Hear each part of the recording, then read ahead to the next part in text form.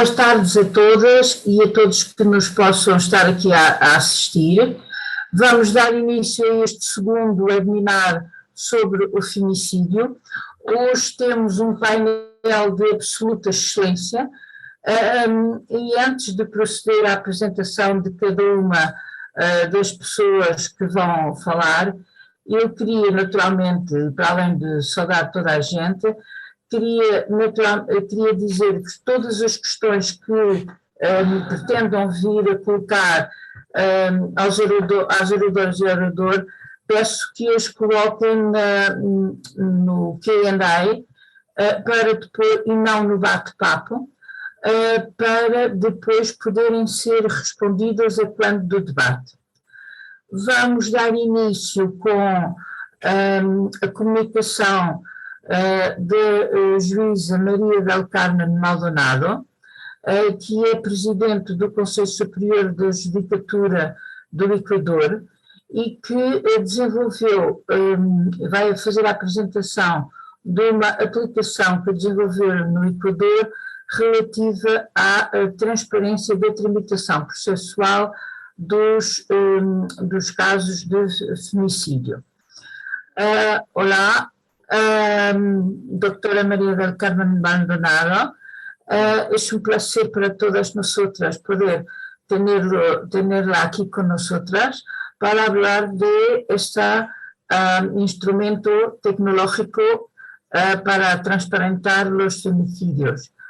Le doy la palabra y antes de empezar quería solamente decirle que al final tendremos un debate y las cuestiones serán, la gente le va a poner las cuestiones por escrito primero, ¿ok?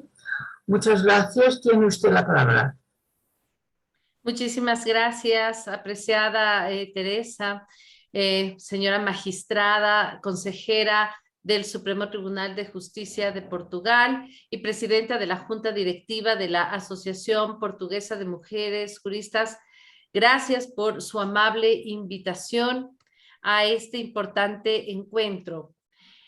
Recordamos que el 17 de noviembre de 2021 estuvimos en el encuentro virtual iberoamericano de magistradas con la tecnología contra la violencia, evento que contó con el aval de la Cumbre Judicial Iberoamericana, del Centro de Estudios de Justicia de las Américas, CEJA, ambas instancias en la que quien habla forma parte, y con la participación de 230 magistradas iberoamericanas. Este evento lo traigo a la memoria porque tuvo una finalidad muy importante: compartir experiencias y acciones emprendidas por cada uno de nuestros países y dentro de nuestros poderes judiciales también. Yo deseo en este momento, además de agradecer la invitación de todos y la presencia de todos quienes han dado cita hoy, referirme a la situación en nuestro país. El Ecuador, como todos conocemos, pues es un país de la región donde existe un alto incidente de violencia contra la mujer. Y por eso es que estos espacios de debate, de análisis, son tan importantes, porque estamos todos y todas empeñadas en disminuir estos índices de violencia que en una región puede ser mayor y en otra región menor, pero que en todo caso permanecen en el mundo. Y por eso es que hablar de los derechos de la mujer es siempre necesario, siempre importante, y allí es donde estos espacios son igualmente necesarios e importantes. En nuestra gestión como presidenta del Consejo de la Judicatura del Ecuador, hemos señalado como uno de los ejes de acción de precisamente fortalecer los mecanismos de investigación y sanción en casos de violencia sexual contra niñas, niños, adolescentes y mujeres. Y esto también en razón de que la legislación nacional se adapta a el Objetivo de Desarrollo Sostenible, por supuesto 16, pero el 5, aquel que nos obliga a contemplar este punto como un eje transversal de la acción del Estado y muchísimo más cuando hablamos de los poderes judiciales. Queremos entonces comentarles algunos antecedentes sobre la herramienta Femicidio CC y sobre las medidas de protección a víctimas de violencia. Son dos proyectos fundamentales que en nuestro país los hemos llevado a cabo desde el Consejo de la Judicatura, gracias al respaldo del Pleno del Consejo de la Judicatura, a través de la expedición de las resoluciones que han podido llevar a cabo estos proyectos. También recordamos este evento de 2 de diciembre de 2021, esta reunión virtual de carácter técnico con la Comisión de Ciudadanía e Igualdad de Género de Portugal y el Consejo de la Judicatura del Ecuador, con el fin de conocer la utilización de la herramienta de georreferenciación para víctimas en casos de violencia desarrollada por Portugal y presentada durante el encuentro de magistrados que convocó el Ecuador, denominado Con la tecnología contra la violencia. Quiero en esta oportunidad, apreciada magistrada Teresa Feira, agradecer no solamente por la invitación, sino por el espacio de debate, por el espacio de análisis, por esta interrelación entre los dos continentes y las dos regiones, donde el océano nos ha quedado corto, porque mucho más allá ha podido nuestro deseo de igualdad y de derechos para que la mujer tenga una vida libre de violencias. También deseamos indicar y felicitar a Portugal por esta iniciativa de la herramienta de georreferenciación, que realmente es una herramienta sumamente válida y que es una muy buena práctica que nuestro país está analizando y pensando ya en su incorporación dentro de nuestra legislación. Gracias, Portugal, por ese importante aporte. En mi condición de presidenta del Consejo de la Judicatura, debo también indicar mi condición de primera mujer presidenta del Consejo de la Judicatura, que según nuestra legislación es el órgano de gobierno de toda la función judicial. Y por esa razón es que esta impronta, esta huella que dejamos las mujeres en nuestro paso debe ser destinada hacia los derechos de las mujeres. Y allí pues el aporte importante desde esta latitud del globo, desde la mitad del mundo. Bueno, sabemos como un breve antecedente, también cuando me refería a un marco constitucional, también hay un marco convencional, la Convención Belém do Pará, el Objetivo de Desarrollo Sostenible, así como los objetivos en general. Sin embargo, el 5 es el de trascendental importancia, nuestra ley orgánica para prevenir y erradicar la violencia contra la mujer, claro, dentro del marco constitucional que establece la obligación del Estado de tutelar que las mujeres vivamos en una vida libre de violencia. De este modo también se expide el Código Orgánico Integral Penal y el Fondo de las Naciones Unidas de Población, UNPA, nos indica que las víctimas de femicidios representan el 40.2% del total de femicidio y muertes violentas en el mundo. La tasa nacional de femicidios y muertes violentas de mujeres cometidas por la pareja y violación con muerte es de 7 mujeres fallecidas por cada 100 habitantes del mundo. Los femicidios se cometen por la pareja, esto ya lo sabemos y sabemos que desgraciadamente el hogar no es precisamente el lugar seguro para la mujer, es además el lugar más inseguro para la mujer. Por esa razón es que la tecnología debe sumarse al esfuerzo de los poderes judiciales. Y por esa razón también es que nosotros nos encontramos hoy aquí presentes precisamente para presentar esta herramienta de femicidio.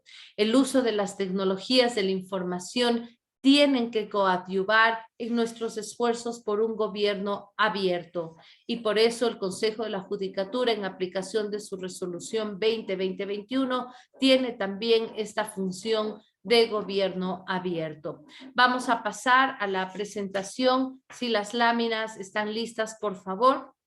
La herramienta femicidios.es. ESE significa Ecuador. Ofrece a la sociedad entera de modo transparente datos estadísticos sobre femicidios y otras formas de muertes violentas contra mujeres en el marco de la Administración de Justicia ecuatoriana. Es un sistema dinámico que hace relación al seguimiento de cada proceso y que la convierte en una potente herramienta de investigación, de generación de políticas públicas, de medición y seguimiento del principio de celeridad y para que la impunidad jamás vuelva a ser una amenaza en nuestra administración de justicia en cuanto a femicidios y muertes violentas contra mujeres. Todos tenemos, ¿verdad?, un teléfono celular. Les invito a que en algún momento pronto podamos tomar nuestro teléfono celular para ingresar al sitio www.funcionjudicial.gov.es, que es el sitio de la Función Judicial Ecuatoriana, y allí a la derecha podremos encontrar un banner en color violeta. Este banner violeta, haciendo un clic, nos lleva a encontrar esta herramienta que tiene, como consta en la lámina, por favor, 6 puntos fundamentales. El primero,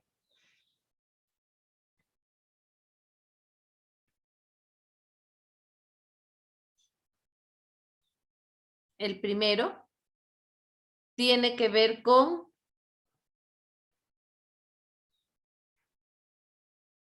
la caracterización de la víctima.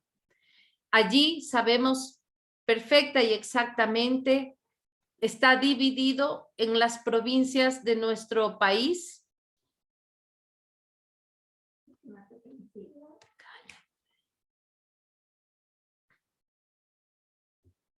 Las víctimas de femicidio y otras formas de muertes violentas.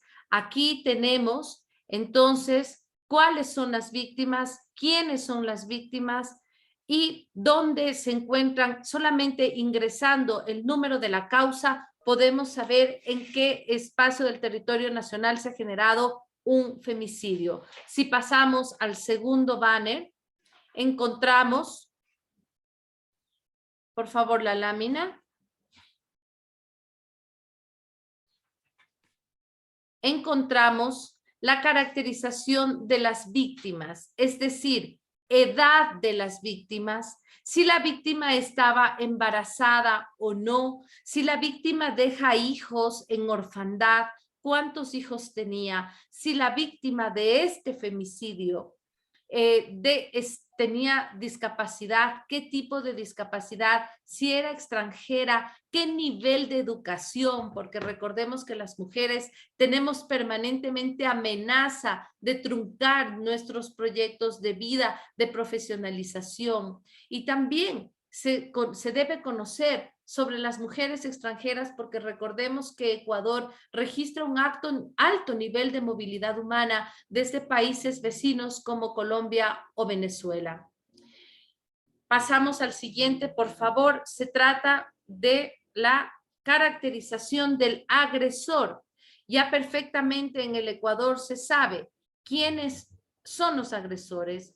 Por ejemplo, si son parte de su familia o no, si son sus exparejas, quiénes son estos agresores. Siguiente lámina, por favor. Ahí tenemos. Estamos en caracterización del agresor.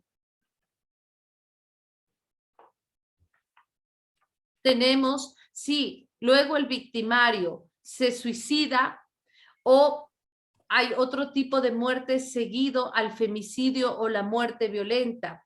Tenemos que la edad del victimario, aquí está proyectado el rango mayor del victimario, que como vemos en la lámina es entre 25 y 34 años de edad o entre 36 y 44 años de edad. Si los victimarios están con detención, si están fugados, si tienen antecedentes penales y si la víctima ya ha tenido antecedentes de violencia por parte de este agresor. La etnia del victimario también, y vemos una edad promedio de 33 años. En el siguiente ícono tenemos la caracterización del hecho violento. Esto es muy importante saber con qué tipo de arma, por ejemplo, arma blanca, de fuego u otros. ¿Cuál es el área del suceso? ¿El área urbana o el área rural? ¿Cuál ha sido el domicilio en el que se genera el femicidio? Si el domicilio de la víctima, el domicilio del victimario. Y algo muy importante y muy doloroso, la relación entre víctima y victimario. Si es conviviente, si es conocido, si es cónyuge, excónyuge, pariente, familiar, etc. Luego seguimos al siguiente icono de la herramienta y allí vamos a poder observar el estado del proceso y esta parte es fundamental. Aquí me quiero detener un momento porque no puede ser que los familiares de las víctimas de femicidio no conozcan en qué estado está el proceso. Eso es una clara revictimización que no podemos tolerar. Y por eso es que aquí, solamente si en el lado izquierdo ingresamos el femicidio, el tipo de caso, el cantón, podemos saber si está en investigación previa, instrucción, evaluatoria o preparatoria de juicio, juicio, apelación, casación y si la causa está o no resuelta. ¿Cómo termina la causa? Con el archivo de la investigación previa a nivel de fiscalía, con la extinción de la acción penal, con el sobreseimiento o con la sentencia. ¿Y qué medidas de reparación se han dictado? Si se han dictado o no se han dictado. Esta parte es fundamental porque queremos decir a las mujeres que han sufrido violencia y a las familiares y a los familiares que ya nunca más su causa será un secreto. Que aquí se sabe exactamente los tiempos procesales que se ha demorado el Estado en tramitar su causa. Y luego, para terminar, también tenemos el siguiente icono, esta necesaria línea de tiempo en la que podemos observar las fases según nuestra legislación y exactamente el inicio y la terminación, la línea de tiempo. Recordemos que tenemos principios constitucionales y derechos humanos que tutelar y la celeridad en el proceso es uno de aquellos. Reiterando lo que dicen las personas, justicia que tarda no es justicia. Por esa razón es que nosotros estamos aquí rompiendo el silencio como Estado. Estamos presentando cifras, fechas, datos, y ese romper el silencio como Estado nos lleva a convocar a las mujeres a que rompan el silencio como víctimas, a saber y entender que ningún Estado, ni Portugal, ni Ecuador, ni España, ni Argentina, ningún Estado podrá tener políticas públicas adecuadas si es que no rompemos el silencio como mujeres violentadas.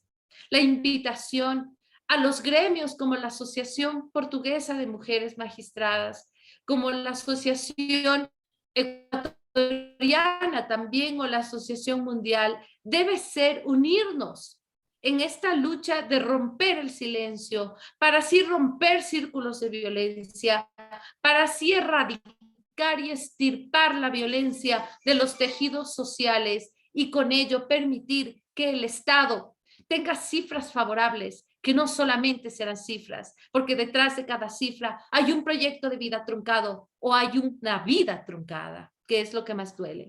Con esto y con este mensaje, un saludo desde el Ecuador, desde la mitad del mundo, a todas las mujeres.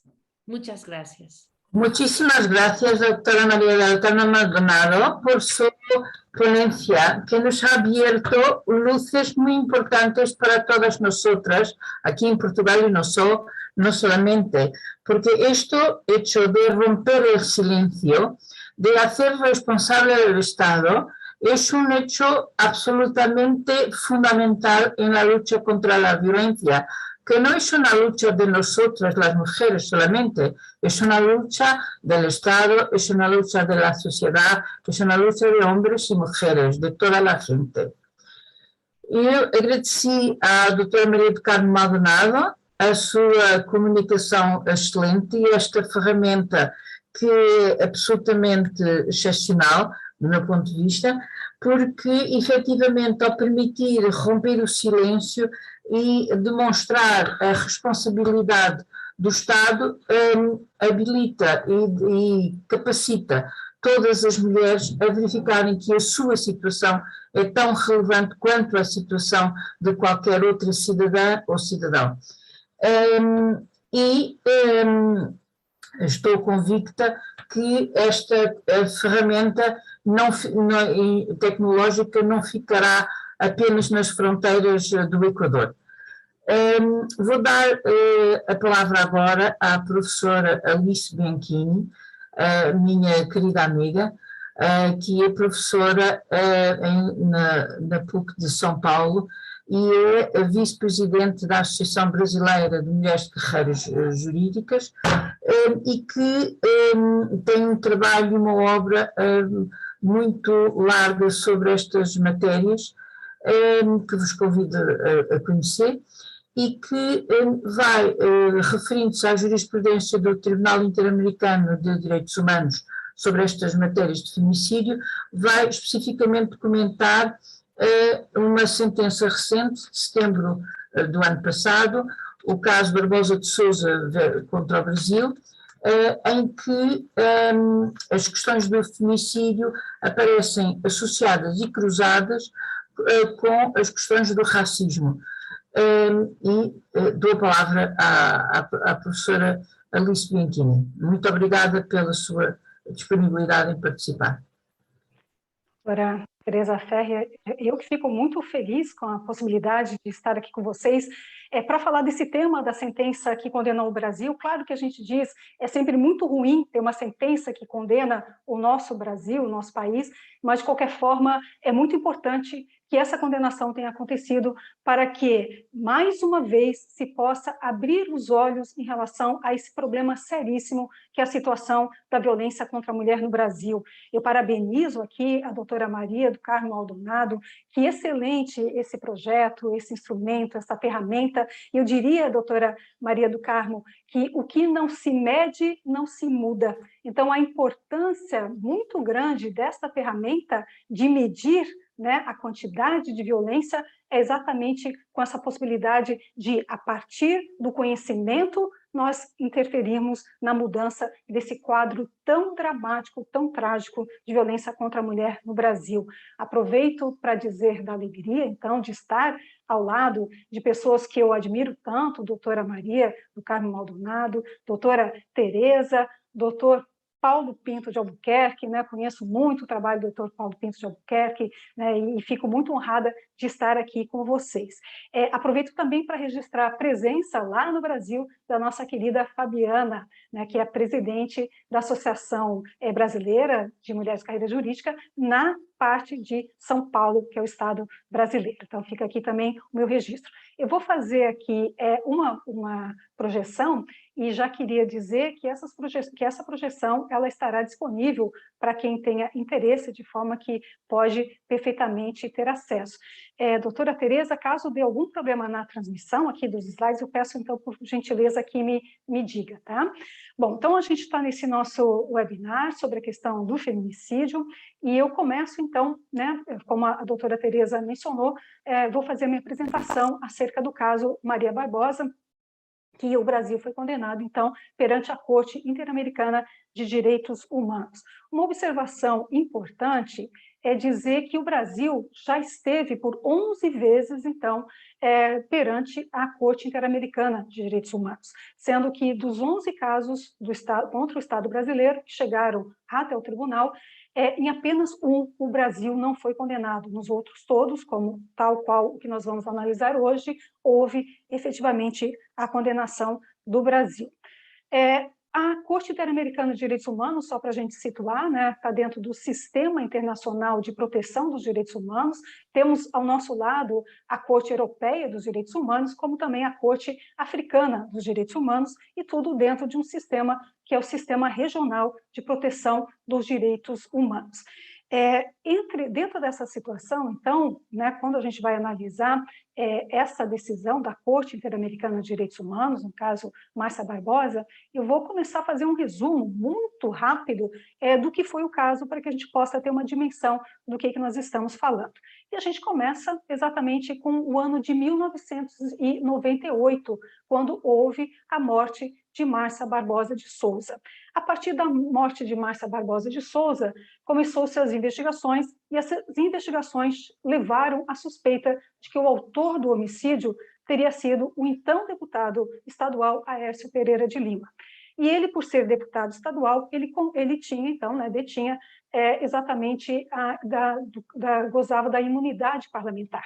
E aí, exatamente por conta da imunidade parlamentar, aconteceu de que 2 vezes a Assembleia Legislativa do Estado da Paraíba não autorizou que o deputado pudesse ser processado e julgado conforme era a norma daquela época. Em 2001, é um marco importante para a legislação brasileira, porque nós tivemos uma emenda constitucional que altera essa forma de processar quem detém cargos políticos. E a diferença é que, a partir da emenda constitucional de número 35, no lugar da Assembleia dar uma autorização, na verdade, se faz uma solicitação para que a Assembleia ela suspenda, faça uma suspensão do processo, né? Então, um pouquinho diferente aqui. Mas, de qualquer forma, essa mudança não fez com que, efetivamente, o processo prosseguisse, o processo só começou, de fato, a ser investigado, a investigação só começou a existir a partir do momento em que o parlamentar ele não foi reeleito, né? Então, quando ele não foi reeleito, é que nós tivemos essa situação. Bom, aí o que acontece? Nós tivemos, em 2007, 9 anos após o crime, então, o julgamento perante o primeiro tribunal do júri de João Pessoa, que é a capital do estado da Paraíba, onde aconteceu o homicídio, e houve a condenação, então, por 16 anos de prisão pelos crimes de homicídio, e também um detalhe, que é a questão da ocultação do cadáver.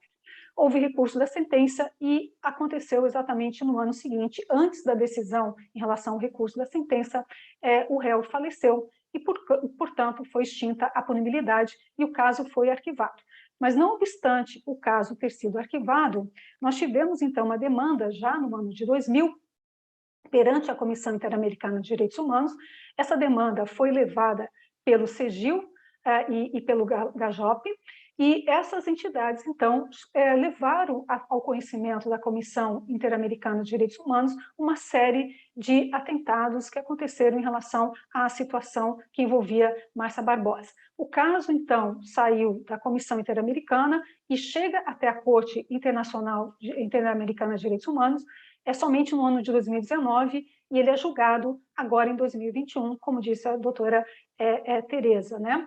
E a própria observação do Tribunal Interamericano de Direitos Humanos, na sua sentença, na sua decisão, diz que nota com preocupação que entre a apresentação da petição inicial, lá no ano de 2000, até perante a comissão, e a submissão do caso perante a corte, transcorreram mais de 21 anos. Então, já é uma observação que eu acho válida da gente fazer, né? O tempo, né, doutora Tereza, que vai levar entre o momento que é acionada a Comissão Interamericana e até o momento que a Corte Interamericana, então, acaba trazendo uma sentença em relação a isso. Foram 21 anos, e foram 21 anos de muita aflição para a família de Márcia Barbosa, com certeza. De qualquer forma, a gente, então, como eu disse, nunca é bom, claro, a gente ter uma condenação contra o nosso país, mas, de qualquer forma, essa condenação ela é importante, porque ela vai trazer uma série de informações e uma série de determinações em relação ao que fazer daqui para frente.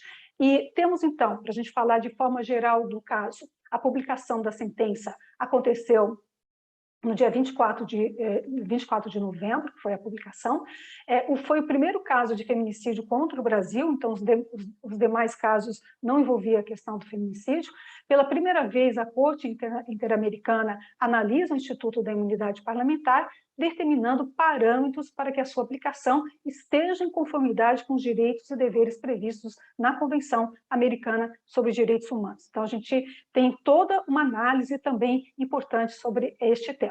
Depois, a sentença reconhece o caráter estrutural e sistemático da violência de gênero no Brasil, coisas que a gente já sabia, mas muito importante essa declaração internacional. E também determina a responsabilidade internacional do Estado pela discriminação no acesso à justiça, por não investigar e julgar com perspectiva de gênero e pela utilização de estereótipos negativos em relação à vítima. Então, são observações importantes, que eu queria trazer mais uma observação ainda, que foi trazida pelo CEPIA, que vai mostrar, né, que esse resultado final, mais de 20 anos, né, 2 décadas, em que isso foi possível exatamente por conta da luta incansável e de décadas dos representantes dos familiares, principalmente a mãe de Márcia Barbosa, tendo em vista que seu pai faleceu já há algum tempo, Gajope, Segil, e pela colaboração de todas as pessoas que estiveram envolvidas no caso, como representantes, peritos, peritas, testemunhas técnicas, amicus curiae, ou seja, foi um processo que envolveu muita gente nessa caminhada. E aí tem uma colega minha que diz, né, que quando ela participou lá do início deste processo, ela era solteira, no meio deste processo todo, ela casou, teve filho, o filho dela já é adolescente, e ela efetivamente, e agora só que efetivamente tem o resultado deste processo. Bom, depois nós vamos encontrar as principais questões que foram analisadas pela Corte, né?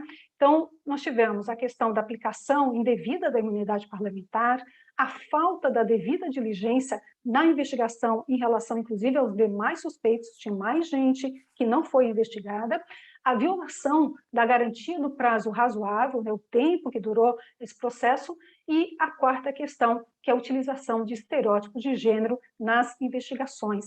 E aqui, então, eu vou me permitir, doutora Tereza, falar de 107 pontos destacados sobre este tema a partir do que foi trazido pela própria Corte nessa sentença. E eu começo, então, falando, dentre os 7 pontos, da letra B.4, quando, então, a comissão vai falar da utilização de estereótipos de gênero nas investigações. E diz o seguinte, né? A Corte reconheceu que os processos pessoais e os estereótipos de gênero afetam a objetividade dos funcionários estatais encarregados de investigar as denúncias que lhes são apresentadas, influindo. Aí 2 aspectos destacados aqui que eu queria trazer.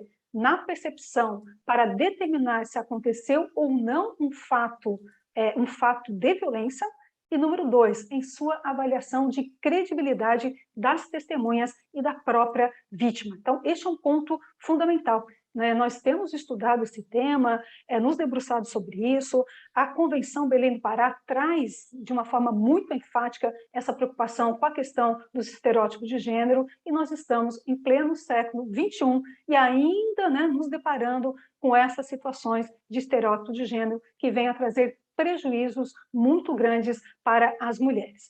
Depois nós temos aqui, então, o outro item, que está no parágrafo 144, quando a Corte diz: os estereótipos distorcem as percepções e dão lugar a decisões baseadas em crenças pré-concebidas e mitos, em lugar de fatos, o que, por sua vez, pode dar lugar à denegação de justiça.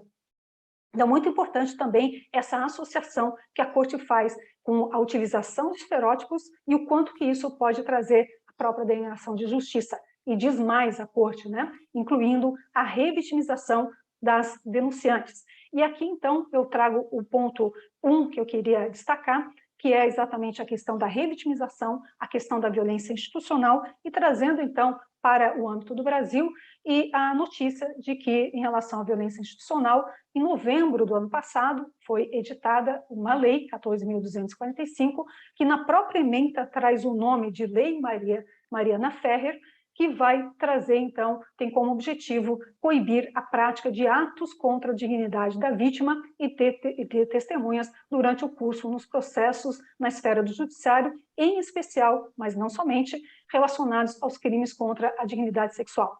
E define que todos os envolvidos... Professora Alice Bianchini, peço desculpa de interromper, mas não está a fazer a projeção dos respectivos slides.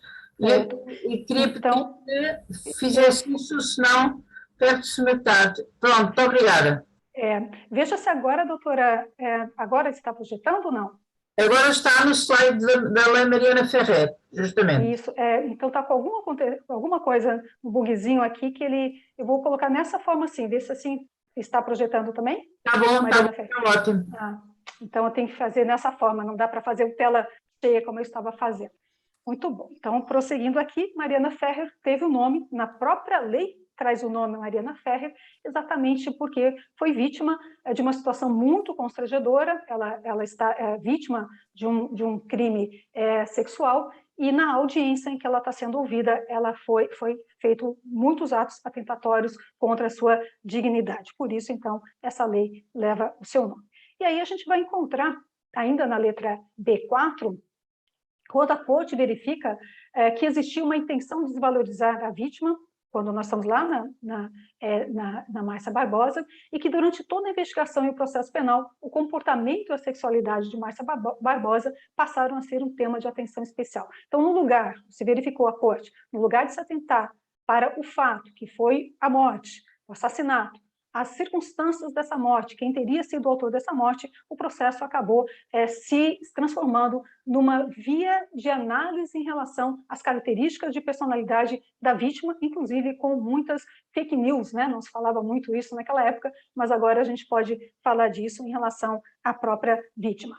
E nós tivemos, então, aqui essa ideia de que quando se trata de situação, ainda que potencial, de violência contra a mulher, o conjunto convencional interamericano, e a gente poderia aqui citar muitos documentos internacionais, vai trazer uma obrigação adicional, que é de investigar com uma perspectiva de gênero. Então, essa investigação com perspectiva de gênero tem que acontecer em todos os processos em que haja uma suspeita de que houve uma violência de gênero. E o processo Márcia Barbosa não só não fez uma análise com perspectiva de gênero, não fez uma investigação com perspectiva de gênero, como está todo recheado de estereótipos, preconceitos e discriminações contra as mulheres. E aí que vem esse ponto, nós vamos analisar os pontos 2 a 4, a partir exatamente disso, A investigação, a partir de uma perspectiva de gênero, deve ser adotada pelos órgãos de persecução criminal, sempre que não se possa descartar de plano a hipótese de violência motivada de gênero. Então, se você conseguir descartar de plano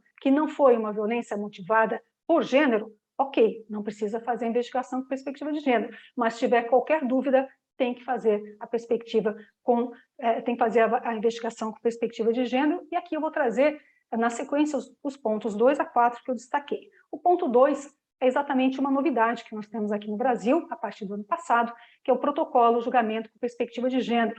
E nós temos, desde 2016, as diretrizes nacionais do feminicídio. São 2 documentos importantíssimos. O protocolo é do ano passado, ele foi instituído por um grupo de trabalho que foi instituído pelo Conselho Nacional de Justiça, traz informações muito valiosas, vale a pena, então, dar uma boa olhada nesse nosso protocolo para julgamento com perspectiva de gênero. Envolveu todos os setores da justiça no Brasil, a justiça do trabalho, a justiça federal, a justiça criminal, ou seja, todos os aspectos são envolvidos nesse protocolo, um protocolo realmente muito bem elaborado. Tivemos também aqui no Brasil, quer dizer, só antes disso, ele trabalha o foco do protocolo, exatamente a questão das lentes de gênero, quando vai analisar questões que envolvem mulheres. E aqui, de 2016, outro documento muito importante, muito bem elaborado, que são as diretrizes nacionais do feminicídio, investigar, processar e julgar com perspectiva de gênero as mortes violentas de mulheres. E aqui o detalhe é que o Brasil tem esse documento muito importante, muito bem elaborado, mas que infelizmente não está sendo utilizado nem na investigação, nem no processamento e nem no julgamento com perspectiva de gênero. Bom, o Formulário Nacional de Avaliação de Risco é outro documento que vocês também veem que tem a data do ano passado, né? O ano passado foi muito pródigo em muitas ações em relação à violência contra a mulher e tem o objetivo de identificar os fatores que indicam o risco de a mulher vir a sofrer qualquer forma de violência no âmbito das relações domésticas. Então, é um protocolo, é um formulário importante também que nós tivemos a partir do ano passado.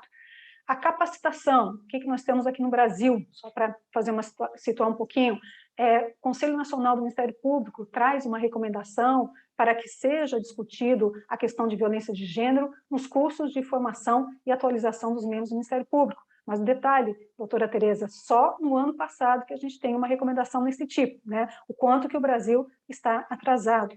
Nós tivemos uma recomendação também no mesmo sentido do Conselho Nacional de Justiça, que é do ano 2020, que determina que, inclusive, lá na capacitação, nos cursos iniciais da magistratura, assim que a pessoa passa no concurso para a magistratura no Brasil, sejam feitos cursos com perspectiva de gênero, mas só a partir de 2020 que nós temos essa recomendação. E agora, saindo do forno, no dia 7 de janeiro de 2022, nós temos uma recomendação também do Conselho Nacional de Justiça, que os órgãos do Poder Judiciário devem ter observância dos tratados e convenções internacionais de direitos humanos em vigor no Brasil e a utilização da jurisprudência da Corte Interamericana de Direitos Humanos, bem como a necessidade do controle de convencionalidade das leis internas.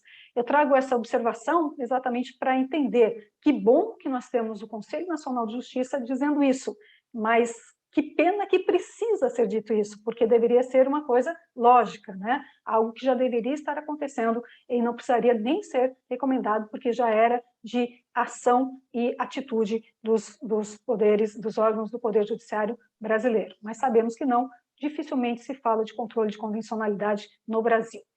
Ainda o que eu trago com maior destaque em relação à sentença é exatamente essa parte quando ela fala que a ineficiência do sistema de justiça criminal diante de um caso de violência contra uma mulher em particular cria um ambiente de impunidade que facilita e promove a repetição de atos de violência em geral e envia uma mensagem segundo a qual a violência contra a mulher pode ser tolerada e aceita. Então, essa me parece, doutora Tereza, a parte mais importante da sentença, que seria importante que a gente colocasse até num quadro e distribuísse, né, que ficasse em todos os lugares de todo o sistema de justiça essa preocupação, né, a ineficiência do sistema de justiça criminal diante de um caso de violência contra uma mulher em particular cria um ambiente de impunidade que facilita e promove a repetição de atos de violência em geral e envia uma mensagem segundo a qual a violência contra a mulher pode ser tolerada e aceita. E eu destaco ainda, na continuação dessa parte da decisão, quando fala que, e trago como consequências muito nefastas, o que favorece sua perpetuação e aceitação social do fenômeno, o sentimento e a sensação de insegurança das mulheres, bem como uma persistente desconfiança das mulheres no sistema de administração de justiça.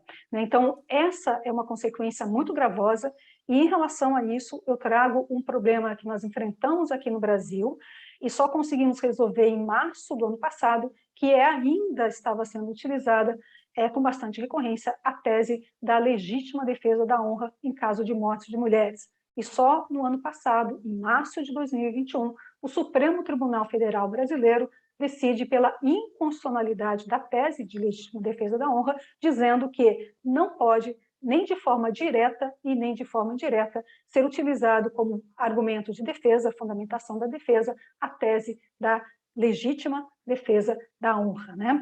E eu queria destacar ainda, aproveitando os minutinhos que me restam, para falar dentro dessa decisão, ela está dentro de uma ADPF, uma ação declaratória de preceito fundamental, 779, e eu destacaria aqui uma parte do voto do ministro Gilmar Mendes, quando ele diz o seguinte: sem dúvidas, vivemos uma sociedade marcada por relações patriarcalistas, que tenta justificar com os argumentos mais absurdos e inadmissíveis as agressões e as mortes de mulheres. E ele traz essa colocação, cis ou trans.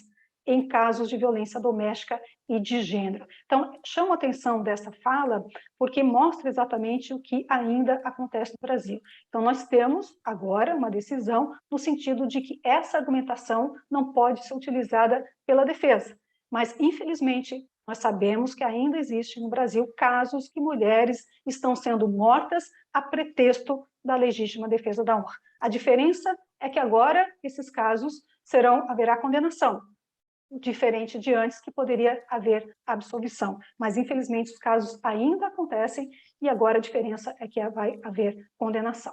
Eu queria trazer aqui uma sugestão, aproveitando, né, um podcast maravilhoso chamado Praia dos Ossos, que vai relatar exatamente a marca do início da atuação mais efetiva do movimento feminista no Brasil, que envolve um caso de uma mulher muito famosa no Brasil, que foi morta na década de 70. Fica aqui uma sugestão dessa radionovela, podcast Praia dos Ossos. E aqui o ponto 6, e aí eu já estou indo para o final, doutora Tereza, ponto 6, que é a questão da educação, para chamar a atenção que só no ano passado nós tivemos aqui no Brasil uma lei que determina que seja incluído nos currículos da educação básica a prevenção e o combate à violência contra as mulheres. E vamos ter, a partir de março, só agora, neste ano, a partir de março, uma semana escolar de combate à violência contra a mulher em todas as escolas públicas e privadas do Brasil. Depois a gente vai ver como é que foi, né, o resultado dessa atuação, mas isso vai acontecer pela primeira vez apenas este ano e a decorrência desta lei do ano passado. Em relação às reparações, e aí falando dos estereótipos de gênero, reparação em relação aos estereótipos de gênero, nós vamos encontrar 3 que eu vou destacar aqui, né? Uma reparação que vai aparecer lá na decisão da Corte, a elaboração de estatísticas sobre violência de gênero, e aí, né, o Poder Judiciário do Equador já deu aí toda uma sugestão em relação a esse tema, né? Então, a Corte ordena ao Estado a elaboração de um sistema nacional e centralizado de recopilação de dados. Temos, sim, aqui no Brasil, uma política nacional de dados e informações relacionadas à violência contra a mulher e um plano nacional de enfrentamento ao feminicídio. Mas a política nacional de dados é também do ano passado. Mas olha quanta coisa aconteceu no ano passado no Brasil, né? Se a gente conseguir fazer com que isso, que seja lei, saia do papel, nós podemos ter uma mudança muito importante no Brasil. Mas se a gente deixar isso bonito apenas no papel, nada vai mudar. Mas, então, nós temos essa política nacional, nós temos também o Plano Nacional de Enfrentamento ao Feminicídio, saiu agora em dezembro do ano passado, doutora Tereza, está sendo muito criticado porque foi elaborado sem a participação da sociedade civil, sem a dotação orçamentária, sem muita credibilidade, mas a gente vai torcer para que dê certo esse Plano Nacional de Enfrentamento ao Feminicídio, é de dezembro do ano passado. A segunda reparação, garantia de não repetição, implementação de programas de capacitação e sensibilização. Então, ordena que o Estado, né, crie e implemente um plano de formação e capacitação para policiais e determina também, agora, diretamente para a Assembleia Legislativa do Estado, uma jornada do Estado da Paraíba, onde aconteceu a morte, uma jornada de reflexão e sensibilização com o nome de Maria Barbosa de Souza, que é a vítima deste caso aqui. E a terceira garantia de não repetição é a adoção de um protocolo estandartizado de investigação de mortes violentas de mulheres em razão de gênero. Então, essa adoção também é outra situação, né, que o Brasil vai ter que elaborar. E dentro dessa perspectiva aqui, já finalizando, né, há muita discussão quando a gente faz toda essa investigação, processamento e o julgamento com perspectiva de gênero.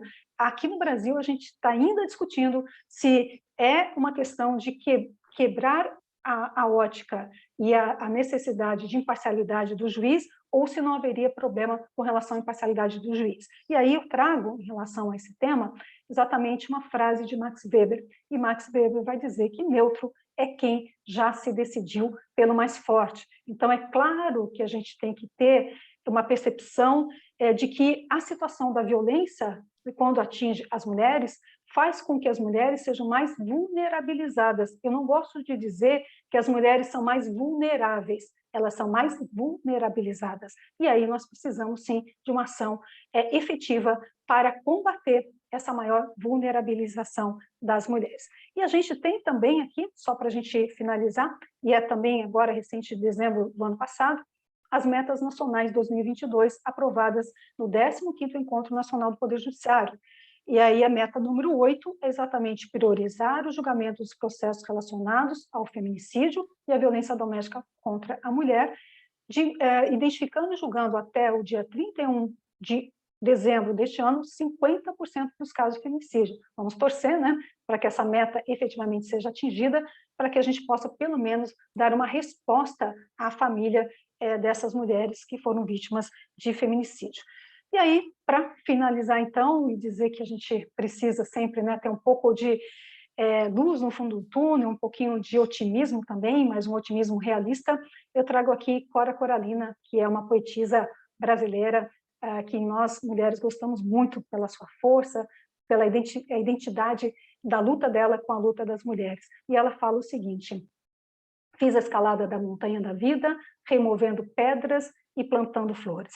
Então, cada vez, né, doutora Tereza, que a gente se sente um pouco sem forças para lutar diante de tantas dificuldades, diante de tanta situação que nós vivemos no Brasil, no Equador e também em Portugal, que venha essa mensagem de Cora Coralina para nos trazer força e ânimo para a gente continuar nessa caminhada, porque, pelo que a gente está verificando, ainda vamos precisar de muitos anos para diminuir a questão da violência contra a mulher.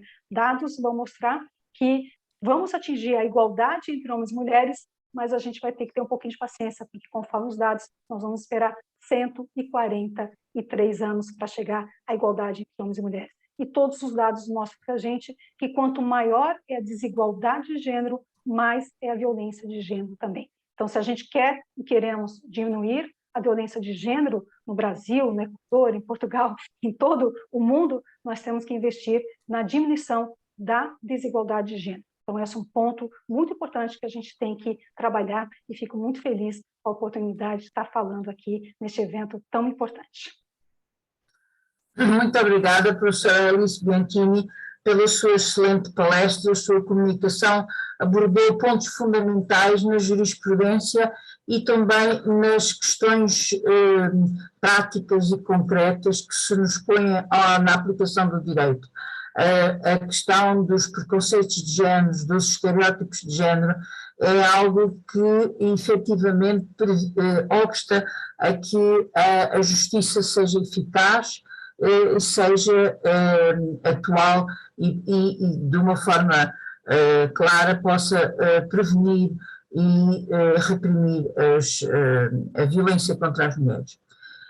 Toda a documentação que nos fez dar e que nos deu a conhecer é muito relevante e pedia-lhe o favor de poder remeter depois para a Associação Portuguesa de Mulheres Juristas toda essa documentação para que ela possa ser disponibilizada online para toda a gente que pretenda ter acesso a ela. De seguida, eu queria dar a palavra ao professor Paulo Pinto Albuquerque, que já está outra vez aqui em linha, cuja apresentação é rigorosamente desnecessária por, utilizando um jargão, ser conhecido em juízo por toda a gente no planeta Terra, diria, e que nos vai fazer uma comunicação sobre a jurisprudência sobre esta matéria no âmbito do Tribunal Europeu dos Direitos Humanos.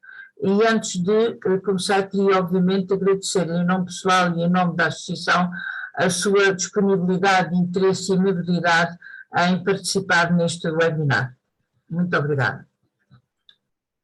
Muito obrigado eu pelo convite, é com muito gosto que faço esta intervenção.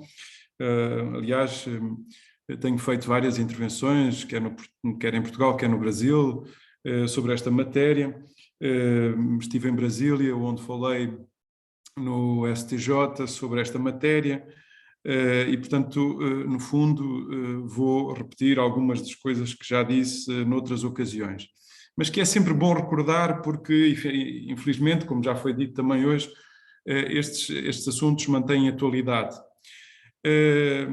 muito o que eu vou dizer, no fundo, reitera aquilo que a professora Alice Bianchini já disse.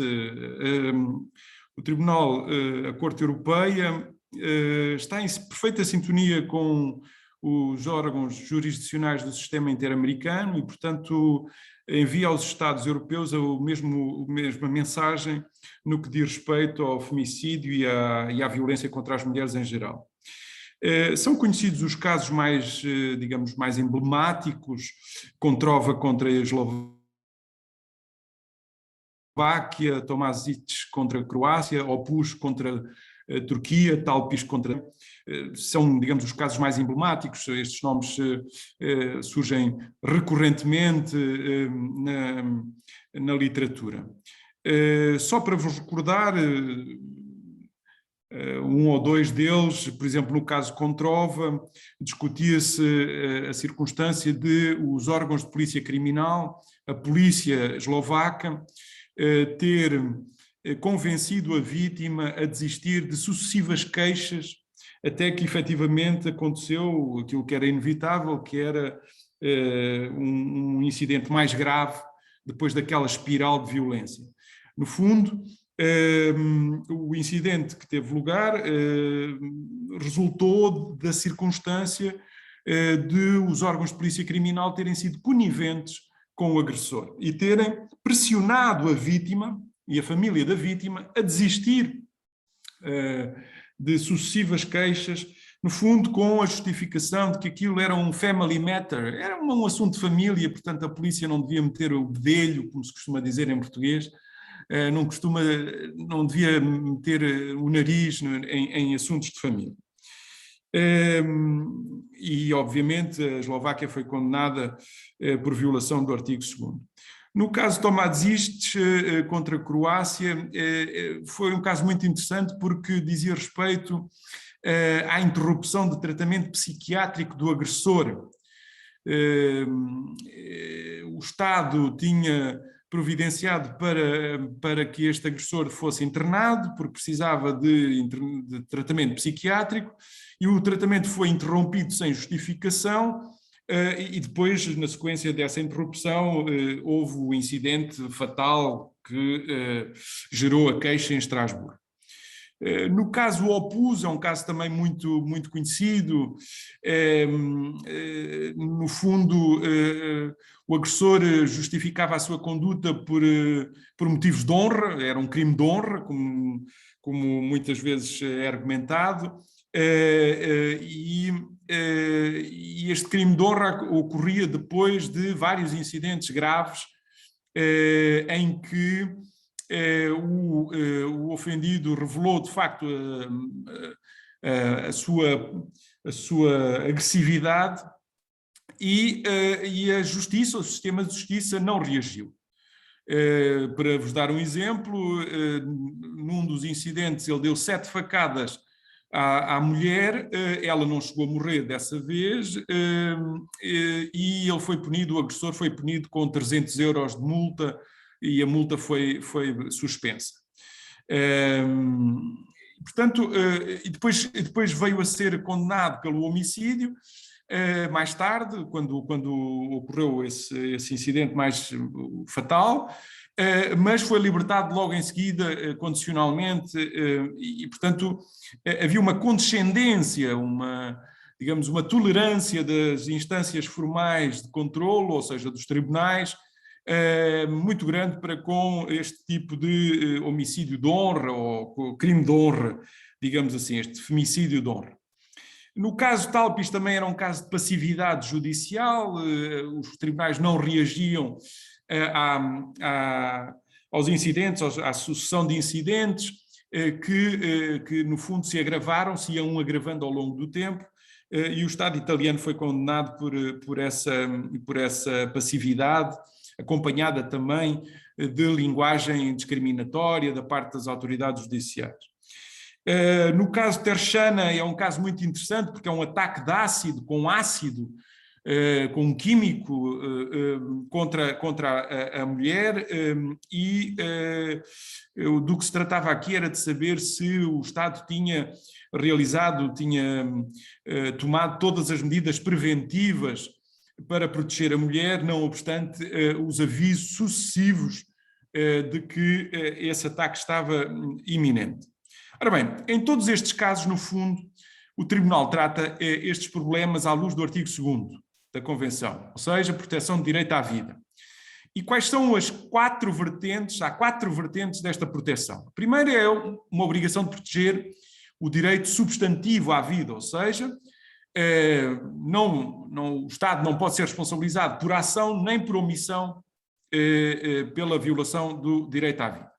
E, portanto, se o Estado, efetivamente, ou por ação ou por omissão, for responsável pela violação do direito à vida, tem que indemnizar, tem que compensar a vítima, se ela ainda for viva, por exemplo, nos casos de tentativa de homicídio, ou então compensar os herdeiros, se a vítima já não for viva. Portanto, esta primeira obrigação substantiva, digamos assim, de proteção de direito à vida. Depois há a obrigação processual de proteção de direito à vida, que foi particularmente tratada no caso Opus, que diz respeito, designadamente, à punição justa e adequada do crime. Por exemplo, a aplicação de penas suspensas não é admitida pelo Tribunal. A aplicação de penas não detentivas que mantenham o agressor em liberdade não é admitida pela Corte Europeia, neste tipo de casos. Quer em femicídio consumado, quer em femicídio tentado, quer nos casos de violência doméstica mais grave. A aplicação de liberdade condicional também não é admitida. Portanto, a pena é para cumprir. Tem de ser pena de prisão e pena para cumprir. E, portanto, o Tribunal controla também digamos, o regime de punição das instâncias formais de controlo nacionais. A terceira vertente de proteção do artigo 2º é a obrigação de explicar. O Estado tem uma obrigação de explicar o incidente. Ou seja, o ónus da prova, o burden of proof, está não na requerente ou nos familiares da requerente, mas no Estado. O Estado é que tem que explicar como é que o incidente ocorreu e porquê é que ocorreu. E, portanto, o Estado tem que desenvolver uma investigação criminal que forneça uma explicação, que no fundo dê os elementos que expliquem, que forneça os elementos que expliquem porque é que aquele incidente teve aquele resultado. Sendo que o Estado, não procedendo a essa explicação, não fornecendo essa explicação, é responsável internacionalmente e tem de indemnizar, tem de compensar a vítima ou os herdeiros da vítima. A quarta vertente da proteção do artigo 2º, direito à vida. Portanto, já vimos a obrigação substantiva, a obrigação processual, a obrigação de explicar, que tem a ver com o ónus da prova, e a quarta tem a ver com a proteção extraterritorial do direito à vida. Isto quer dizer o quê? Quer dizer que as pessoas que se encontrem em território europeu, no território coberto pela jurisdição do Tribunal Europeu, não podem ser extraditadas, expulsas ou removidas para fora desse território quando haja perigo de elas, no território de destino, serem vítimas de femicídio ou de violência contra as mulheres. Portanto, se, por exemplo, uma mulher está em Lisboa, por uma razão qualquer, porque, por exemplo, caducou a autorização de residência, vai ser expulsa para o Brasil ou para outra qualquer parte do mundo, onde ela eventualmente pode enfrentar um problema de violência doméstica, essa expulsão não pode ter lugar. De acordo com a jurisprudência do Tribunal Europeu, a proteção extraterritorial das vítimas começa logo no sítio, logo no local onde elas se encontram, ou seja, no território europeu. E, portanto, é uma limitação à política de migração dos Estados, não é? Ora bem, portanto, são estas obrigações fundamentais que decorrem da jurisprudência, da casuística do Tribunal Europeu. Que lições há a tirar desta jurisprudência? eu diria que há duas grandes lições. Uma que diz respeito às alterações da jurisprudência nacional, dos tribunais nacionais. Dos atores, no fundo, os juízes e os magistrados do Ministério Público administram justiça. E para isso o Tribunal insiste muito na necessidade de informar, de traduzir textos, de que a informação que está disponível em francês e inglês seja facultada e acessível para os magistrados e para os advogados em geral e para a comunidade em geral. Depois, insiste também na mudança de mentalidade dos magistrados judiciais e do Ministério Público, e designadamente de modo a produzir efeitos na mudança da jurisprudência. Eu sublinharia 3 ou 4 pontos a este propósito, e que dizem respeito diretamente à jurisprudência portuguesa. Encontra-se ainda, infelizmente, nos tribunais portugueses e na doutrina portuguesa, infelizmente, a invocação do argumento da provocação da vítima como causa atenuante da pena e da responsabilidade. No fundo, se a mulher estiver, digamos, muito exuberante ou muito, digamos, muito... Está-me a ocorrer agora um caso dos anos 80 que ocorreu em Portugal, que se chamou o caso da cotada do macho latino. Para os portugueses que estão a ouvir-me, lembrar-se-ão desse caso. Eram dois arguidos, 2 réus, que cometeram uma violação de uma vítima, porque a rapariga estava no Algarve e a rapariga estava em trajes muito, digamos, menores, muito exposta, e eles sentiram-se provocados. E o juiz, o tribunal, considerou como atenuante a circunstância de as vítimas terem sido provocadas pelo comportamento, os agressores terem sido provocados pelo comportamento, digamos, excessivamente exposto da vítima. Ora bem, isto, como aliás já resultou da jurisprudência Barbosa contra o Brasil, acabou por redundar numa avaliação do comportamento da vítima como justificação do comportamento do agressor. Ora, isto viola as regras básicas, este raciocínio viola as regras básicas da administração da justiça, designadamente as regras do Tribunal Penal Internacional, a propósito de crimes sexuais. Nunca o julgamento de uma agressão sexual se pode transformar no julgamento da vítima ou dos comportamentos da vítima. Era o que mais faltava. O julgamento de uma agressão sexual do agressor não pode justificar que se transforme o julgamento numa avaliação da idoneidade moral, entre aspas, da vítima e dos seus comportamentos provocatórios, digamos assim, da vítima. Mas isto ainda se encontra nos tribunais portugueses, infelizmente, e até na doutrina portuguesa. A provocação da vítima como atenuante da responsabilidade do agressor. Primeiro. Segundo, ainda se encontra na jurisprudência portuguesa e na doutrina, infelizmente, o argumento de que a oposição da vítima tem de ser física. Não pode ser uma oposição com palavras, não pode ser uma oposição com gestos ou com olhar, por exemplo. A oposição da vítima tem de ser uma oposição suficientemente séria no sentido de física.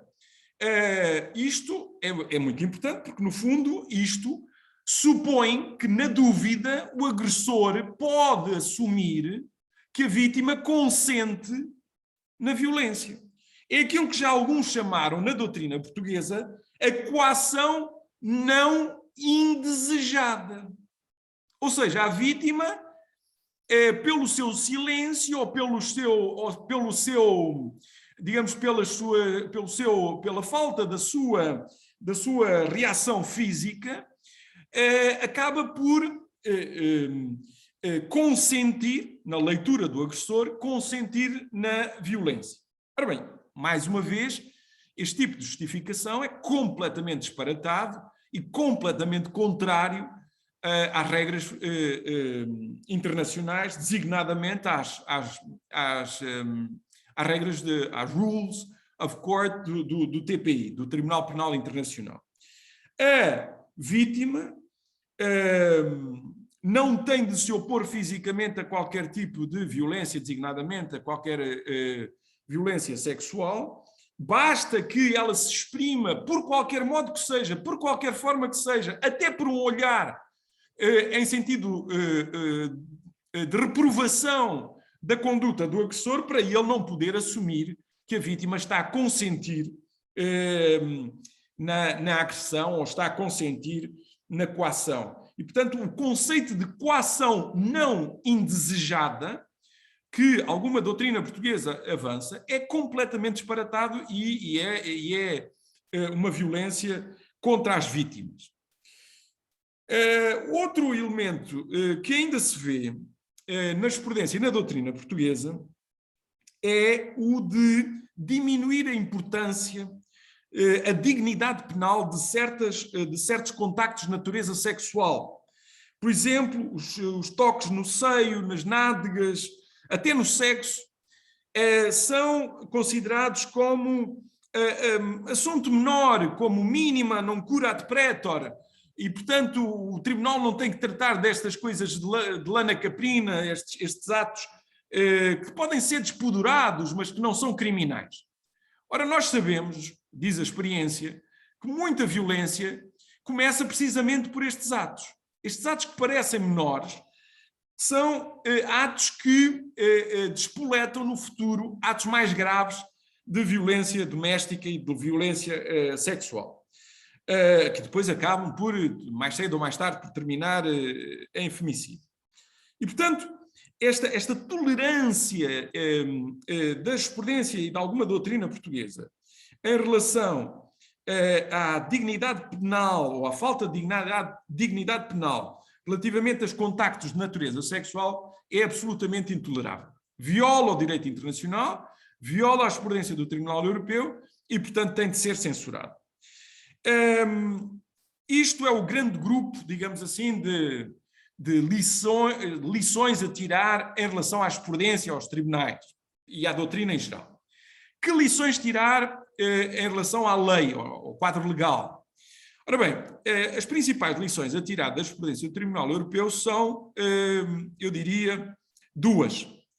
Primeiro, criminalização do consumo da pornografia, ou seja, já é crime na maior parte dos países europeus a pornografia de menores, o consumo de pornografia de menores.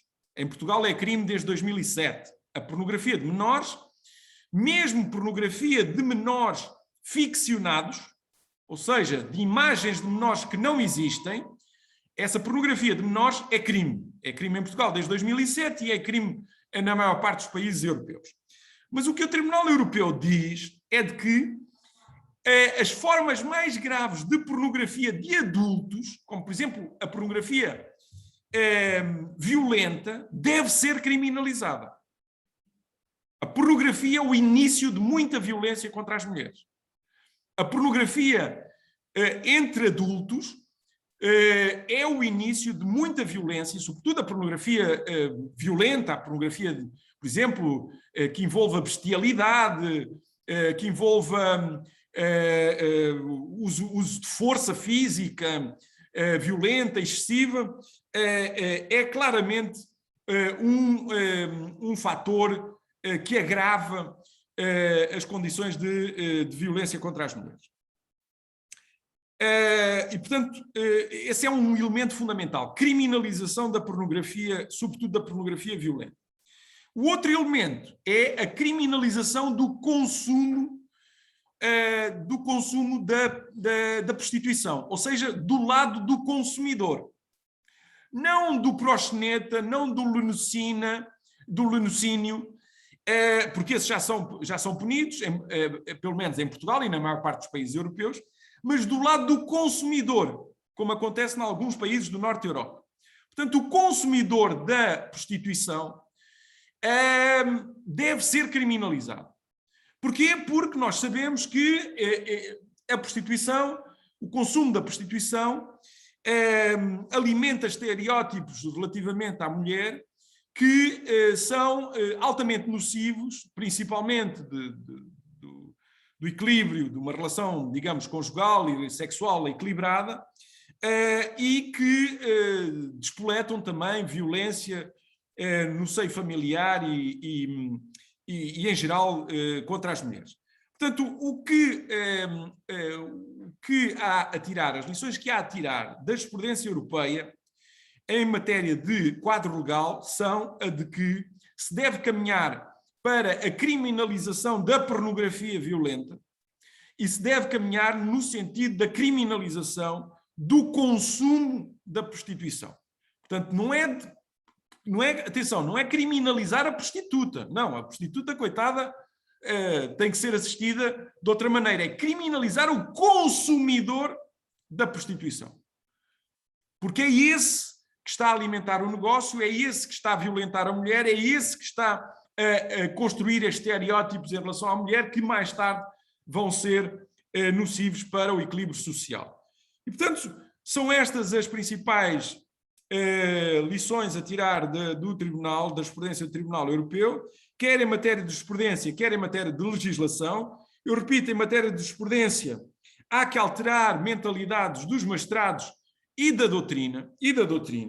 Há que acabar com o argumento da provocação da vítima como atenuante dos crimes, que é um argumento disparatado, completamente disparatado.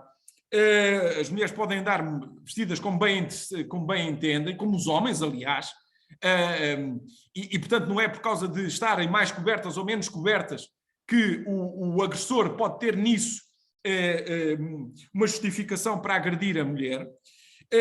Como também é disparatado o argumento de que a oposição da vítima tem de ser física, portanto isto não tem o menor cabimento. A oposição da vítima não tem de ser física, pode ser, por exemplo, uma oposição que é exprimida oralmente ou até por um olhar. Nós sabemos muito bem que nas relações entre pessoas basta um olhar às vezes para censurar o comportamento de outra pessoa. Ora bem, a partir desse momento não é consensual. Qualquer atividade da parte do agressor deixa de ser consentida e, portanto, já estamos no âmbito da violência, já estamos no âmbito da coação. E o conceito de coação não indesejada, que é uma contradição nos próprios termos.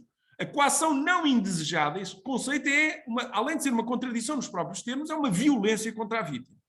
E, contudo, encontra-se na doutrina portuguesa. Leiam-se alguns comentários do Código Penal português e encontra-se este conceito, não é? E que depois se reflete na jurisprudência. Ora bem, isto é intolerável. Isto é intolerável. É intolerável numa sociedade moderna, é intolerável que estes padrões de decisão nos tribunais e estas doutrinas ainda se encontrem nos manuais de direito penal em Portugal. E à luz da jurisprudência do Tribunal Europeu, torna-se ainda mais intolerável, porque mostra que quem escreve desta maneira, quem decide desta maneira, ignora completamente a jurisprudência do Tribunal Europeu. Ignora completamente os padrões de decisão europeus. E, portanto, vive no século XIX ou no século XVIII, ou já não sei quando, mas não vive seguramente no século XXI. E não lê seguramente a jurisprudência do Tribunal Europeu. E, portanto, é com uma palavra de incentivo ao trabalho da Associação Portuguesa de Mulheres Juristas e de todos os colaboradores, estejam onde estiverem, no Brasil, no Equador ou em qualquer outra parte do mundo. É com uma palavra de incentivo para o vosso trabalho, que é muito importante, que eu gostava de me despedir. Fico ao dispor sempre que precisarem. Tenho muito gosto em colaborar convosco desta forma ou de qualquer outra forma. Fiz muitas, como digo, volto ao início da minha intervenção, fiz muitas intervenções até na Ordem dos Advogados Portuguesa ou nas universidades portuguesas ou estrangeiras a este propósito, no Brasil igualmente, e portanto tenho muito gosto em voltar a lembrar esta que é uma mensagem importante do Tribunal Europeu, que é a de que a dignidade das mulheres passa pelo respeito fundamental destes princípios. Se não se respeitarem estes princípios da jurisprudência do Tribunal Europeu, da Corte Europeia, não há dignidade e, portanto, não há uma sociedade fundada nos direitos humanos. E é isso que nós queremos, é uma sociedade fundada nos direitos humanos, fundada na igualdade dos géneros e dos sexos e, portanto, em que estas formas de violência sejam de violência doméstica ou fora do seio familiar, não tenham mais lugar. Agradeço muito a vossa atenção e fico ao vosso dispor. Muito obrigada, professor Paulo Pinto Albuquerque, pela sua intervenção, que, para além de tudo mais, nos alertou que estas questões ligadas à edificação de uma sociedade assente na igualdade, no respeito dos direitos humanos, na possibilidade de se viver sem violência, passa naturalmente pelo conhecimento e aplicação de uma jurisprudência que seja conforme esses valores. E para esses conceitos que referiu, desde esse estranhíssimo conceito da coação não indesejada, aos conceitos das... colega, está num comentário famoso do Código Penal português. E eu não preciso dizer qual é. Não, acho que mais ou menos toda a gente já saberá. E também às questões da chamada provocação da vítima, que é ligada muito à questão do conceito do consentimento, designadamente nos crimes sexuais, é particularmente relevante. Ainda há relativamente pouco tempo me deparei com uma sentença de um abuso sexual de uma criança, em que a criança tinha sido mandada pelos pais para a casa de uma tia, utilizando um táxi, ia sozinha no táxi com o taxista. O taxista tinha abusado sexualmente da criança, e o comentário da sentença era de que se ela tinha aceito ir sozinha de uma viagem de táxi com o taxista, naturalmente que deveria prever o que poderia vir a acontecer. Ou seja, isto, para além do mais, dá-nos uma concepção perfeitamente mais do que estereotipada, uma concepção absolutamente absurda do que sejam as posições e as concepções acerca do comportamento sexual de homens e mulheres. Não é? O homem é sempre visto como um predador sexual, independentemente de tudo mais, e isto é um estereótipo que também é um obstáculo à edificação de uma sociedade livre da violência. Vamos passar neste momento à parte do debate, e temos já aqui uma pergunta para a professora Alice Bianchini, que, agradecendo a sua comunicação, se pergunta quais são, do seu ponto de vista, os desafios que ainda se colocam para um pleno reconhecimento do fenómeno do feminicídio, bem como dos seus reais fundamentos, pelos operadores do direito nas diversas esferas de atuação no Brasil. Questionava ainda se considera que os serviços de atendimento à vítima no país, portanto, no Brasil, não obstante algumas diferenças regionais evidentes, estão preparados para o acolhimento das situações de elevado risco.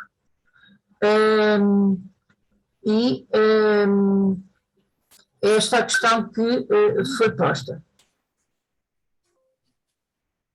Eu agradeço então bastante, sim, agradeço bastante a pergunta, porque propicia que a gente fale uma coisa muito importante sobre o feminicídio, já que a gente está no webinário sobre esse tema, né?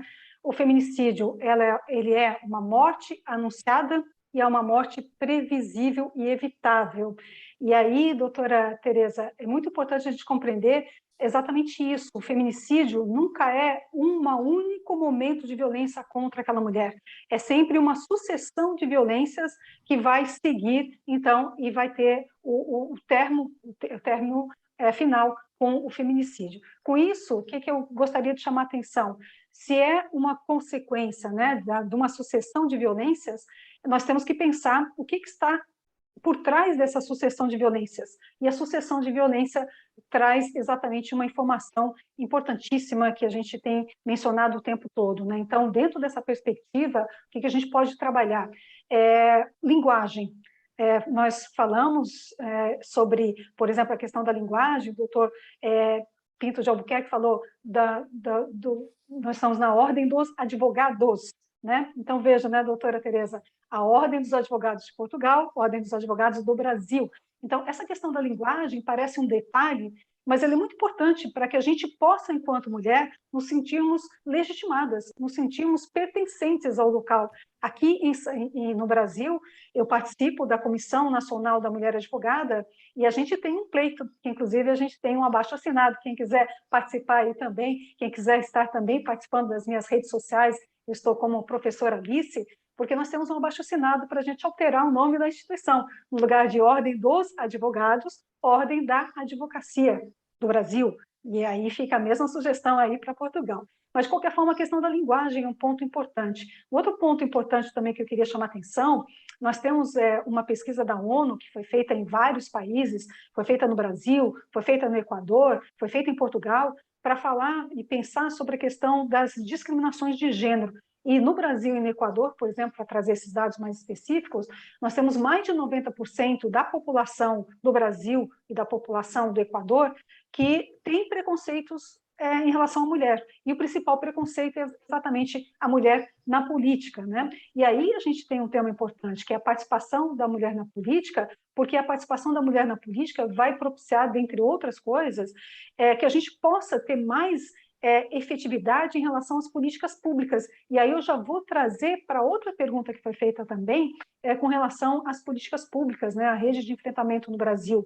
Então, efetivamente, nós temos muitas políticas públicas no Brasil que não funcionam, tem no papel, mas não saem do papel. E o incrível que eu queria comentar é dizer que o Brasil tem dinheiro para fazer políticas públicas de enfrentamento à violência contra a mulher. O Brasil tem muito dinheiro, mas de todo o dinheiro que é trazido para isso, quem tem a chave do cofre não está abrindo o cofre. E, portanto, nós estamos, por exemplo, nos números de 2020, nem sequer 4% de todo o valor que poderia ter sido utilizado em políticas de enfrentamento à violência contra a mulher no Brasil não foi utilizado. E agora, para o próximo ano, tivemos uma redução, inclusive, do orçamento. E aí vem os detalhes, né? Então, nós temos isso, preconceitos sexistas muito forte ainda, nós temos aquela frase que eu imagino que Portugal também tenha, depois, por favor, me diga, doutora Tereza, em briga de marido e mulher não se mete a colher. Tem também essa frase em Portugal? Exatamente. Foi feita uma pesquisa aqui no Brasil, em setembro de 2020, já com a pandemia, perguntado para a população brasileira, em briga de marido e mulher, se mete a colher ou não se mete a colher? E metade diz não se mete a colher. Então, a gente tem que alterar exatamente essa forma de pensar. Aí, quando a gente vai ver os dados do Brasil, sabemos, né, que quem mais está matando as mulheres no Brasil são os companheiros ou ex-companheiros. Aí agora a gente vai tentar entender o motivo. O que gerou essa morte dessa mulher? E a gente vai encontrar, em primeiríssimo lugar, exatamente o fato de que aquela mulher estava em violência, buscando fazer cessar a violência através de uma separação judicial. Então, é muito, digamos assim, terrível isso, porque a mulher vive numa violência, ela continua na violência, mas se ela tenta cessar a violência fazendo com que haja uma separação judicial, ela continua sofrendo a violência. E mais ainda, nós temos um estudo finalizado no ano passado no Brasil, que vai dizer que as mulheres que mais sofrem risco de violência são aquelas que estão interrompendo um relacionamento. Na ruptura de um relacionamento é onde ela está mais fragilizada, onde ela precisa de mais proteção. E aí vem a forma como nós atuamos, né, nós, sociedade, quando a gente fala, por exemplo, e aqui é muito comum no Brasil, se falar que o sujeito matou a mulher porque ele não se conformou com o fim do relacionamento. E essa forma de você dizer o fenômeno, não se conformou com o fim do relacionamento, é errada. é romantizar o que aconteceu, porque, na verdade, o que aconteceu foi que o sujeito não admitiu a autonomia da mulher de dizer, não quero mais me relacionar com você, foi muito bom enquanto durou, temos os nossos filhos, temos os nossos compromissos, mas eu quero agora me separar. E essa autonomia dessa mulher não está sendo respeitada, é o que está acontecendo no Brasil. Então, a gente tem que mudar até a nossa forma de pensar sobre a violência, porque nós estamos romantizando e mantendo um fenômeno que é de violência como sendo, ele não se conformou com o fim do relacionamento. Né? Então, essa forma, e eu digo sempre, doutora Tereza, quando me perguntam em relação a isso, e a gente traz essa pesquisa, né, 90% da população brasileira, mulheres e homens, brasileiros e brasileiras, têm preconceitos de gênero, a gente tem que estar sempre se perguntando, será que eu estou no 90%? Que tem preconceito de gênero, ou será que eu estou no 10% que não tem preconceito de gênero? Então, a gente tem que estar o tempo todo, a começar por nós mesmas, né, por nós mesmos, fazendo essa percepção. O quanto de machista eu estou sendo, o quanto de atitudes machistas eu estou aceitando, né, eu estou convivendo. Então, é muito importante, em primeiro lugar, a gente ter essa autocrítica, de ter essa mente, né, e essa lente de gênero e perceber o quanto que a gente acaba, de alguma forma, perpetuando a própria violência contra a mulher em vários setores, em vários momentos. Então, este é um ponto bastante positivo. Eu diria que o primeiro momento é exatamente a gente sempre estar analisando. Estamos no 90% que tem preconceitos sexistas ou estamos no 10% que não tem? E não basta isso. Nós temos que também puxar aqueles que estão no 90% para vir, né, cada vez mais para o outro lado de que não tem preconceitos sexistas. E isso é importante, então, que a gente converse muito com os homens. Eu diria, professora Tereza, se tiver alguma coisa que eu dissesse, diga uma coisa que seria mais importante hoje para diminuir a violência contra as mulheres, conversar com os homens. Não é só ficar conversando com as mulheres, é muito importante conversar com as mulheres, mas nós temos que começar a conversar com os homens e falar do porquê que esses homens estão praticando essa violência, entender isso e tentar mudar a partir de uma perspectiva de que envolva os homens nessa luta da violência. Muitíssimo obrigada, professora Alice Bianchini. A questão dos preconceitos de género, dos estereótipos de género, é algo particularmente relevante, sendo certo que aqui há uns anos atrás, o Conselho Superior da Magistratura de Itália, através de um inquérito aos usos do tempo da magistratura que foi feito, chegou à brilhante conclusão que a maioria dos magistrados e magistradas italianos que tinham respondido àquele inquérito tinha o preconceito de não ter preconceitos. Ou seja, entendiam-se a si próprios como uns seres pairando algures numa esfera neutra, que relativamente à qual não existiriam qualquer espécie, a influência de qualquer espécie de preconceitos. Sendo esse, naturalmente, o maior preconceito que se pode ter, porque qualquer um de nós, qualquer uma de nós, porque está imersa na sociedade, tem naturalmente preconceitos. A questão está apenas em poder ter a necessária consciência crítica para perceber, e humildade, para perceber que preconceitos possamos ter e possamos poder erradicar para analisar, decidir um determinado caso concreto. Eu queria perguntar se mais alguém tem alguma outra questão que queira colocar às nossas oradoras ou orador. Porque, caso contrário, eu daria por encerrado este debate, agradecendo mais uma vez muito a cada uma das oradoras e ao orador a vossa participação, que foi extremamente rica para a discussão deste tema e que será um objeto de debate e reflexão para todas nós. Este